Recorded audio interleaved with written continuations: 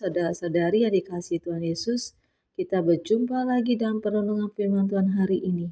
Di Markus 8 ayat 34 berkata, setiap orang yang mau mengikuti Tuhan Yesus, kita harus menyangkal diri kita.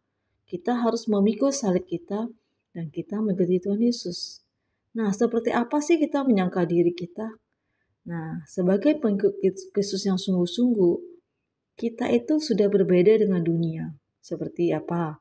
Duniawi mengajarkan kita bahwa kita bolehlah membalas dendam dengan orang-orang atau membalas kejahatan orang dengan kejahatan.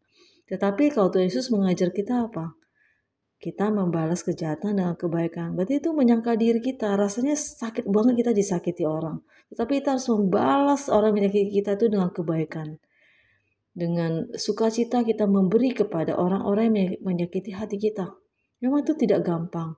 Tetapi kalau kita punya motivasi dan kasih kepada Tuhan Yesus, kita pasti bisa menuruti perintah-perintah Tuhan Yesus dalam firman-Nya. Dan kita memikul salib setiap hari dan kita mengikuti Tuhan Yesus. Selain itu apa? Kita harus mengampuni apa yang diajarkan oleh firman Tuhan kepada kita. Tuhan mengajarkan kita harus mengampuni 70 kali 7 kali 7. Artinya tak terhingga kita harus mengampuni orang yang menyakiti hati kita. Itu tidak mudah untuk dilakukan. Tetapi kalau kita mengasihi Tuhan Yesus, kita pasti menuruti perintah Tuhan Yesus dan kita bisa melakukannya. Dan kita berkata, Tuhan Yesus, saya mau dong Tuhan Yesus untuk bisa mengampuni orang yang bersalah pada kita. Dan kita mengampuninya tidak terhingga loh. Itu yang diajarkan oleh Tuhan Yesus. Kita memikul salib. Ya, salib penyangkalan diri kita. Terus kita tidak mengakui diri kita hebat lagi. Kita tidak merasa bahwa kita itu adalah orang-orang yang sombong atau orang-orang yang hidup benar. Tetapi kita harus menyangka diri kita di hadapan Tuhan dan di hadapan manusia. Kalau kita diremehkan orang, direndahkan orang, kita harus membalas dengan sesuatu yang baik kepada orang itu. Kita harus membalas dengan kebaikan.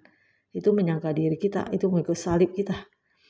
Tetapi itulah yang diinginkan Tuhan Yesus pada kita. Mengikuti Tuhan Yesus itu adalah satu penderitaan. Penderitaan yang tidak enak, berbeda dengan dunia ini. Tetapi kita melihat ujungnya. Ujung pada saat kita pergi menghadap pada Tuhan, kita berpulang kepada Tuhan. Kita menerima upah mengikuti Tuhan Yesus. Jadi, ayo saudara-saudari, kita semangat yuk mengikuti Tuhan Yesus. Walaupun kita harus menyangka diri kita menderita, kita harus memikul salib kita mengikuti Tuhan Yesus dengan sungguh-sungguh. Kita melihat upah di ujung nanti pada saat kita berjumpa dengan Bapa di surga. Jadi bersabar-sabar ya hidup di dunia ini. Kita hidup dengan benar di hadapan Tuhan, dengan hidup kudus di hadapan Tuhan. Kita mengikuti segala perintah Tuhan dalam firman-Nya. Maka kita akan menerima upah mengikuti Tuhan Yesus. Tapi sekali lagi kita mengikuti Tuhan Yesus bukan karena upahnya.